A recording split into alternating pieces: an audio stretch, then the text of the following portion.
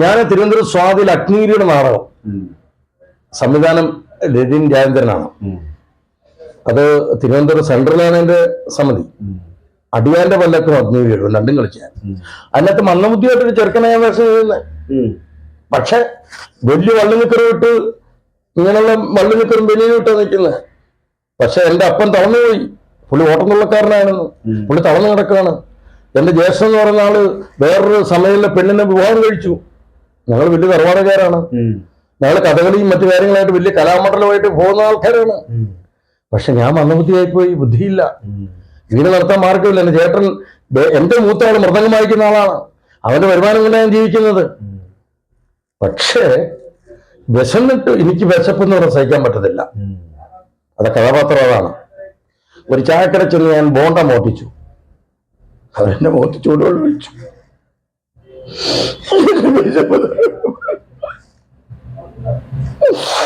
എന്റെ വീട്ടിൽ എന്റെ സഹോദരങ്ങളെ തല്ലി. എന്റെ അമ്മയോട് ചോദിച്ചു, മോനെ നിനക്ക് കുളത്തിൽ പോയി മുങ്ങി മരിച്ചുകൂടെ?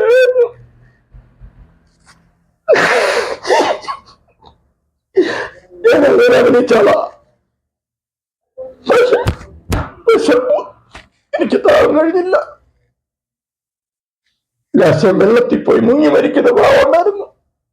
അപ്പോൾ ഓഡിയൻസ് പറഞ്ഞു, എന്നെ കാണാൻ വരും മേക്കപ്പ് അടിക്കുമ്പോൾ. എനിക്ക് ബുദ്ധിയില്ലാത്ത ഇറക്കണെ കാണുന്ന അമ്മച്ചിമാർ വരും. മോനെ നീ എങ്ങനെ സഹിക്കുന്നതായിരുന്നു ചോദിച്ച്, അങ്ങ് പോണമേ എല്ലാം പോകും എന്ന് പറഞ്ഞു. അങ്ങനെ അഭിനയിച്ചു. എന്റെ മക്കൾ അമ്മത്താണ്. എനിക്ക് 3 പിള്ളേരാണ്. അവരിപ്പം നഴ്സുമാരാണ്. അവർ വിദേശത്താണ്. കുഴപ്പമൊന്നുമില്ല. Okay life. ഞാൻ ഗൾഫിലൊക്കെ 1.5 വർഷം ടൂർ അടിച്ചു. ഞാൻ കുറേ സ്ഥലത്തൊക്കെ പോയി, എല്ലാം കണ്ടു. ഞാൻ ആഗ്രഹിച്ചതാണത്. ഈ ഫ്ലൈറ്റൊക്കെ മേലെ കൂടെ പോകുമ്പോൾ എന്തെങ്കിലും ഇതൊന്ന് കാണാൻ പറ്റുന്ന വൈഫ് അടക്കം. പെട്ടെന്നല്ലേ ആലോചിക്കുക. അത് കഴിഞ്ഞ് പിന്നെ പോയ ആ മുഖത്തിന്റെ ഭാവം മാറിയല്ലേ? ഞാനന്നേരം എന്റെ വൈഫിനോട് പറയും, ഒരു താഴ്ച ഉണ്ടെങ്കിൽ ഒരു ഉയർച്ച ഉണ്ടാവും എന്നെനിക്കുണ്ടായി. ഞാൻ വെബ് സീരിയൽ സ്വന്തമായിട്ട് എടുത്ത എൻ്റെ ആഗ്രഹമായിരുന്നു. തരികിട മത്തായി. എൻ്റെ ഡയറക്ഷൻ, നിർമ്മാണം, രചന, അഭിനയം എല്ലാമാണ്. ചിങ്ങമാസം 1-ാം തീയതി വൈകുന്നേരം 6-ന് എൻ്റെ സ്വന്തം ചാനലുണ്ട് എനിക്ക്, അപ്പോയി APPOYI. എല്ലാവരും അടിക്കണം. ഇതെന്റെ എനിക്ക് മറക്കാൻ പറ്റാത്ത സുഹൃത്താണ് വിനീഷ് തോട്ടപ്പള്ളി. വിനീഷ് തോട്ടപ്പള്ളി എന്ന് തന്നെ ഒപ്പം ഉണ്ടാവും. ഞാൻ വിനീഷിനുണ്ടാവും. അതാണ് എന്റെ കാര്യം. പക്ഷെ ബിനീഷിനൊരു ദുഃഖകരമായ ഒരു കാര്യമാണ്. ഞാൻ അതിനകത്ത് മുന്നിൽ നിൽക്കും. അതാണ് ഞാൻ. ജോയി പുളിങ്ങുന്നു. Thank you. നമസ്കാരം. ഓക്കെ, അപ്പം മനസ്സിലായല്ലോ, ഇതാണ് ജോയി പുളിങ്ങുന്നു. ആ അഭിനയത്തിന്റെ ആ മുഖഭാവം നമ്മൾ കണ്ടല്ലോ. ഒരു കഥ കൊടുത്താൽ ആ കഥ ഏത് രീതിയിൽ പറഞ്ഞ് നമ്മളെ പ്രേക്ഷകരെ സന്തോഷിപ്പിക്കാം അല്ലെങ്കിൽ വിഷമിപ്പിക്കാം, നമ്മുടെ മനസ്സിലേക്ക് എത്രത്തോളം ആഴത്തിലേക്ക് ആ കഥാപാത്രത്തെ എത്തിക്കാം എന്ന് നേരിട്ട് കണ്ടല്ലോ. അപ്പം പുതിയതായിട്ട് തുടങ്ങുന്ന വെബ് സീരീസ് ഇപ്പൊ അതിന്റെ ഷൂട്ടിംഗ് ഏകദേശം എന്തും വേണ്ടിയായി? ഞങ്ങളൊരു 10-15 എപ്പിസോഡായി. അതിന്റെ മ്യൂസിക്, അതിന്റെ പിന്നെ ഇനിയിപ്പോ ഉള്ളത് അതിനകത്ത് മിക്സിങ്ങും മ്യൂസിക്കും നമ്മുടെ പ്രസാദാണ് ചെയ്യുന്നത്. പ്രസാദ JM പ്രസാദ് സ്റ്റുഡിയോ പുറക്കാടാണ് ചെയ്യുന്നത്. അദ്ദേഹമാണ് ക്യാമറയും ചെയ്തത്. അപ്പൊ എനിക്കൊരു 10 ലക്ഷം രൂപ ചെലവുണ്ടായിരുന്നത്. അതിന്റെ മ്യൂസിക്കും കാര്യങ്ങളും ചെയ്യുന്ന മണലാടി രഘുവാണ്. അപ്പൊ അങ്ങനെ അവൻ എന്റെ ഒരു 35 വർഷത്തെ സുഹൃത്താണ്. മണലാടി രഘു. ഞങ്ങൾ രണ്ടും കൂടെ 15-ക്കൊക്കെ തവല വയ്ക്കാൻ പോകും. ഞാൻ തവലയാണ്, അവൻ ഓർക്കണം. അന്ന് ഹാർമോണിയാണ്, കണ്ണന്റെ റീഡ് വെട്ടിയാണ് വായിക്കുന്നത്.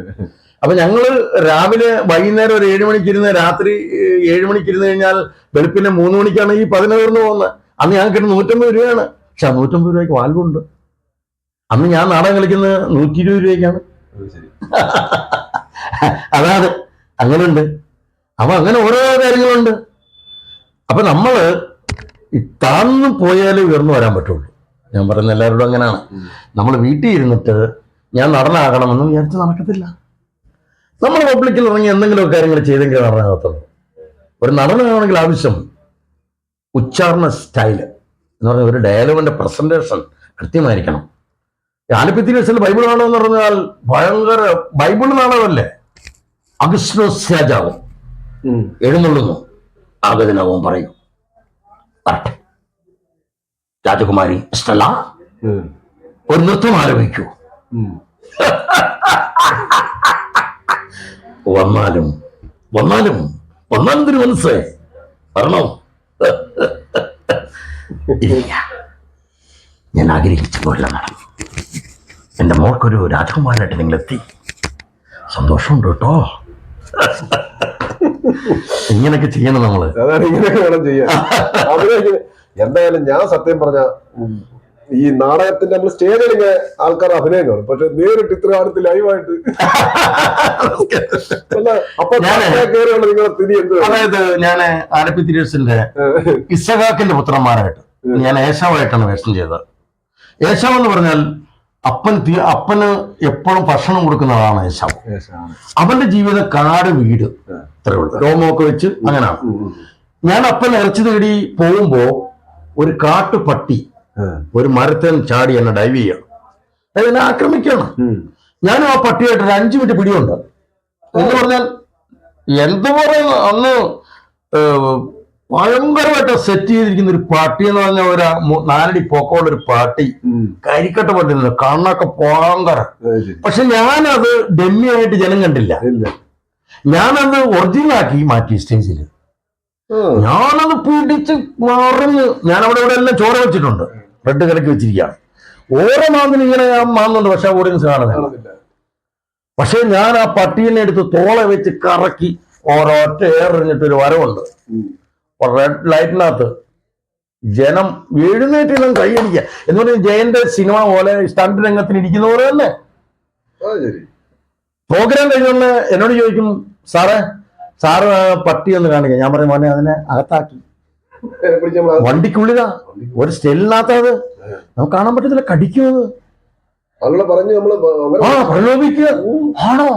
അതെ, അതിന് പ്രത്യേക 2 കോച്ചർമാരുണ്ടായിന്, അതിനകത്താക്കി. ഇനി പോയി കാണാനൊന്നും പറ്റത്തില്ല. അപ്പൊ ഇതിനെ പഠിതാക്കകത്ത് കയറ്റി ഞങ്ങളങ്ങ് കയറ്റി വേണ്ടി. അതാണ് ആ ഒറിജിനാലിറ്റി എന്ന് പറയുന്നത്, ആ ചെയ്യുന്ന നടന്റെ അഭിവേഷമാണ്. ഇത് കാലെ ചവിട്ടി പൊക്കിയിട്ടുണ്ട്. ഇത്രയോട് നാക്ക് ചുമലാക്കി ഇങ്ങനെ ഇട്ടിട്ട് കടിക്കാൻ വരുമ്പോണ്ടല്ലോ, എങ്ങനെ പിടിച്ചൊന്നും മറിക്കുക എന്ന് പറയുന്നത് ജീവനുള്ളൊരു സാധനം. അങ്ങനെ നമ്മൾ ചെയ്യുന്നത് 5 മിനിറ്റ്സ് 5 മിനിറ്റ് അവിടെ മ്യൂസിക്കും അതും കൂടെ പിടിക്കുന്ന കാരണം നമ്മളാ ഡയറക്റ്റ് ചോര വെച്ചിരിക്കുന്നു, ഇതുമായിട്ട് മറിയുന്നു, ചോരയുണ്ട് അവിടെ എല്ലാം. ഇങ്ങനെ ദേഹത്തും അവിടെ ഇവിടെ കയ്യേലും മാന്തി ഒരു ചുമൻ ലൈൻ്റെ അകത്ത് നിന്ന് എറിഞ്ഞിട്ട് ഫ്രണ്ടിലോട്ട് നീക്കുണ്ട് മൈക്കിന്. ജനം എഴുന്നേറ്റ് നിന്ന് കൈയടിക്കും.